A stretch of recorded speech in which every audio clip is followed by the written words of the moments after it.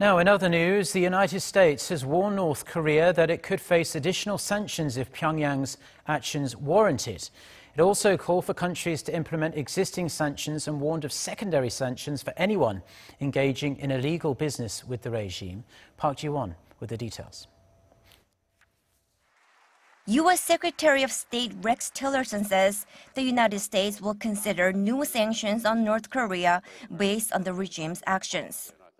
We are preparing additional sanctions if it turns out North Korea's actions warrant additional sanctions. We're hopeful that the regime in North Korea will think about this and come to a conclusion that there's another way to the future.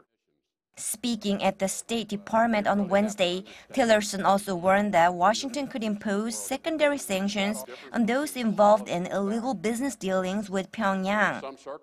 That means Chinese firms engaged with the North could be hit with punitive measures. The top U.S. diplomat also called on the international community to fully implement existing UN sanctions against North Korea and sent a very strong message to the North Korean regime.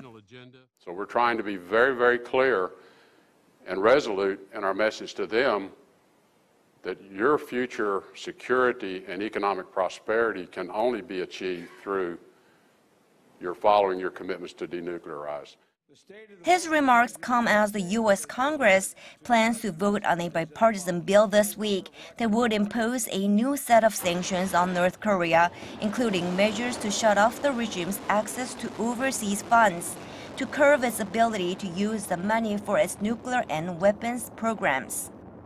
Meanwhile, the Chinese Foreign Ministry said Wednesday that Beijing will implement additional sanctions as outlined in UN Security Council Resolution 2321.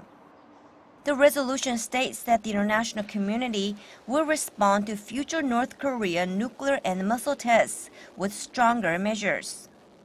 The ministry added, however, that a peaceful resolution is the only realistic approach. Park Ji-won, Arirang News.